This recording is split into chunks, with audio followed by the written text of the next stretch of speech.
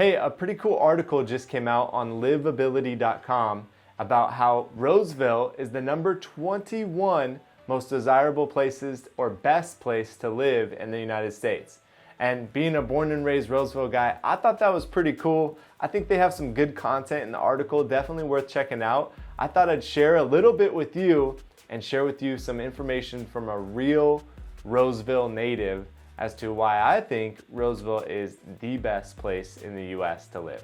So starting off with this article, they have Roseville has a live score of 639 for civics, demographics, economy, education, health, housing, infrastructure, and amenities. It's interesting to me that infrastructure was only a 50. I can understand how the economy and the health ranked higher. Roseville is one of the best cities to live in because it offers a little bit of everything. It's bustling downtown houses, unique shops, selling everything from coffee, shout out to Shady Coffee, my favorite spot, and acoustic musical instruments and upcycled art. They plug the art store a couple of times, which I think is cool. Growing art scenes, sublime food and drink options. The place has amazing pizza. I would agree with that for sure. The place is super cool. Although I would argue that the place has even better calzones, and that's probably what's worth noting here. The area's strong industries like public administration, healthcare, construction, and education make it easy for people to launch or grow a career, which makes Roseville one of the best places to live in the United States. I'm with it. I'm a fan and I'm supporting this article so far. What are Roseville's major industries and employers? City's primary industries are public administration, which makes sense. Obviously, we have a large growing city, so there's a lot of city employees. And then Roseville has its own municipalities, own water, sewage, garbage. Roseville has its own power utility company as well. What's the weather like in Roseville? I would say hot in the summer, not just warm. And winters aren't all that wet, but that's all right. What is there to do outside in Roseville? This article mentions walking paths at Maidu Regional Park and enjoying a picnic in the sun. Totally cool with that statement. There are many parks in Roseville, and I could see how, in terms of going outside, choosing a park to go to would be a fantastic option. There's also 6 golf courses in Roseville and more that surround it, so there's plenty of places to go play golf if you want to get outside. There's also Sunsplash during the summer, which is a huge amusement park with water slides.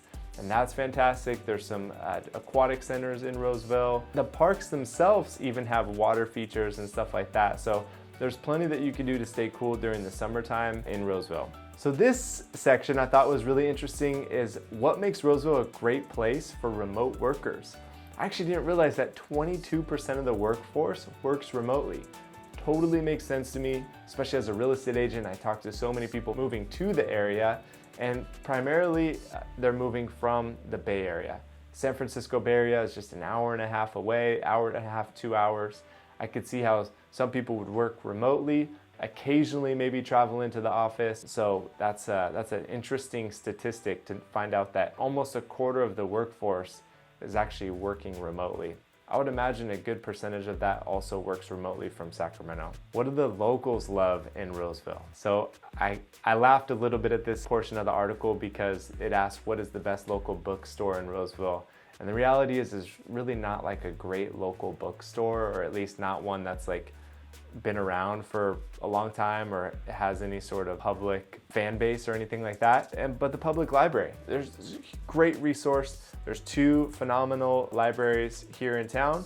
One is the oldest library, and then Roseville Library, and then the newer one is the Martha Riley Library. Matter of fact, I think there's a Maidu library as well. I believe there are 3 libraries here. So the next part of the article is how do you spend a weekend in Roseville? And this says admire the exhibits at Blue Line Arts, grab a glass of wine or beer at Final Gravity Tap Room and Bottle Shop. That's interesting. That's a very specific and an individual comment, I would think. I would think the Roseville as a whole probably spends their weekend doing family activities, probably not too much time at the art gallery or drinking at the tap room. By the way, is barely in Roseville. It's just kind of on the border of Granite Bay and Roseville. It's not like an incredibly popular spot. Very cool spot, and Blue Line Arts is great as well, but that's probably not how most people spend their weekends in Roseville. nearly a quarter of our population is under 17 years old. This is for sure, as much as it is a great retirement community, there's Sun City here, there are other 55 plus communities here. Like I mentioned, there's 6 golf courses. I mean, just the pace of life is fantastic. So there very much are 55 plus, but the majority of residents are in a family. So a lot of people spend their time moving from park to park or field to field, soccer games, baseball games, sports, and community gatherings. So that's what I would think people are spending the majority of their time doing here in town. What can you do for free in Roseville? I like this answer. I'm good with it. I like it a lot. Admire the Cosmos sculpture at Sculpture Park. Driving on the side of the freeway, you could see a big red sculpture. It was apparently supposed to be known that when you see it from overhead, it looks like the shape of a rose. And actually, when you look at it from the side, you can kind of imagine how it looks like a rose as well. And that's on the Miners Ravine Trail. It's just an awesome paved trail, winds throughout several different neighborhoods in town, goes along the creek. It's really a great place to go out. And I would argue actually that's something that not only can you do for free in Roseville, but that a lot of families will go out and do on the weekend as well, especially early on a Saturday morning. Get out there, kids can ride the bikes down the trail, you can run down the trail, you can walk, whatever. It's an awesome place to go. What's the best way to spend happy hour in Roseville? Head to Platinum Wine Lounge. Okay, controversial here. Platinum Wine Lounge is awesome. Hasn't been around for all that long. It's kind of on the border of Rockland and Roseville. I wouldn't say this is like a primary hub or incredibly popular like Roseville spot in terms of the best way to spend a happy hour. I would say that more people spend time for happy hour at Paul Martin's or House of Oliver, or even Ruth Chris in the Galleria Mall has a great happy hour, and I know that people spend time there. We also have Yard House, we also have Eureka, we also have Lazy Dog and some of the chains here in town. A higher amount of people are probably spending their time at happy hour-ing at those spots.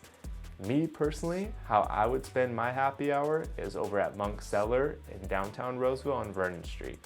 And what's something that only locals know about Roseville? It takes a while, unless you're from surrounding areas, like if you're a transplant and you just arrived in Roseville and you hadn't known anybody here, or you didn't grow up in this area, probably don't know about Denials.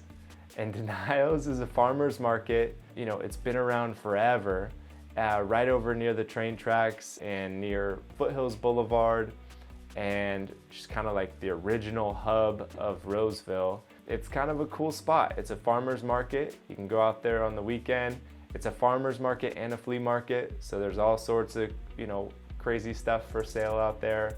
You can buy anything from a beer to tomatoes to a goat to a bike, right? There's a little bit of everything out there, and that's one thing that I think mostly only locals are super familiar with. Another thing that maybe only locals know about Roseville, especially longtime locals, is actually bombs were found in the rail yard in Roseville that were from the Vietnam War. At one point in time, back in the day, I believe the 70s and maybe even 80s, but I think it was the 70s, some of those bombs went off and caused damage to some of the houses actually that were nearby. So bet you only Roseville locals know about that. Anyhow, I thought this was a really cool article.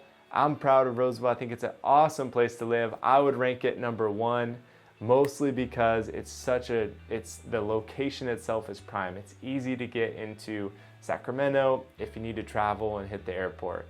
It's for a weekend getaway to be able to drive up to Tahoe and be there in an hour and a half is fantastic. If you're feeling the urge to visit the city, you can get down to San Francisco City. And I just think like the actual geographical location of Roseville is phenomenal. So I'm proud of this place and all it's becoming. It's really grown quite a bit. It's grown on me for sure, and my family enjoys all of our time that we've spent here. So hey, if you have more questions about Roseville specifically, especially when it comes to houses and neighborhoods and just maybe the Roseville real estate market, I've done other videos, so you can check out my videos there, subscribe to my channel, or just reach out to me. I'm happy to talk about this city. I love it, and I look forward to helping others love it as well.